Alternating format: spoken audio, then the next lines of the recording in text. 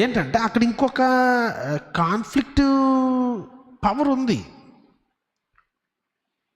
ఇప్పుడు ఎవరా నువ్వు వెళ్ళి రోడ్డుకి వెళ్ళి రొట్టె తీసుకురారా అని డబ్బులు ఇచ్చినామనుకోండి, అప్పుడు ఆ వ్యక్తి నా మాటకు లోబడతాడా లేదా అనేది ఒక ఇష్యూ.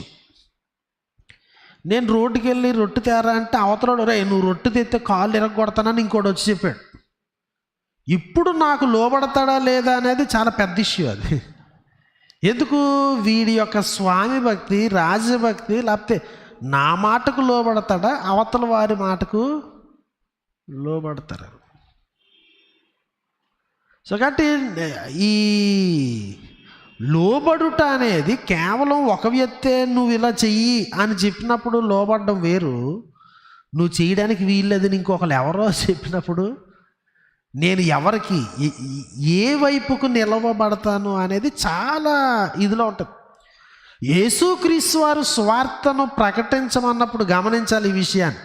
యేసుక్రీస్తు వారు శిష్యులనుగా చేయండి, బాప్తిస్మం ఇవ్వండి, బోధించండి ఈ ఆజ్ఞలు అని చెప్పినప్పుడు ఆయన కేవలం మనకి మీరు దీనికి లోబడండి అని చెప్పట్లే. సర్వాధికారము నాకు ఇయ్యబడింది కనుక అన్నాడు. అంటే హయ్యెస్ట్ పవర్స్ ఆయనకి ఇవ్వబడ్డాయి కనుక వేరే పవర్స్ కూడా ప్రకటించడానికి వీలు లేకుండా అడ్డుకునేటువంటి వ్యతిరేకమైనటువంటి ఆజ్ఞలు కూడా ఉంటాయి. సర్వాధికారము నాకు ఇయ్యబడింది కనుక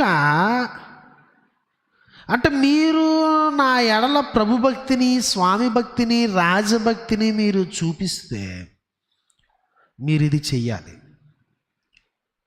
లేదు మీరు తిరుగుబాటు చేస్తాము, అవిధేయతను చూపిస్తాం, ప్రభు రాజ్యానికి, ప్రభువు దేశ ద్రోహం చేస్తాం, ప్రభువు రాజద్రోహం చేస్తాము అంటే ప్రకటించడం మానేస్తారు. అది అంతే తప్ప ఇది నేను సువార్త ప్రకటించకపోతే ఆయన ఆజ్ఞకు లోబడలేదు అనేటువంటి కేవలము ప్లెయిన్ అండర్స్టాండింగ్లో మనం వదిలేయడానికి లేదు. నువ్వు సువార్తను ప్రకటించకపోతే, నువ్వు శిష్యత్వపు విధానాల్లో మన కుటుంబాన్ని, మన ఇరుగు పొరుగు వారిని నడిపించుకోకపోతే మనం తిరుగుబాటు చేసే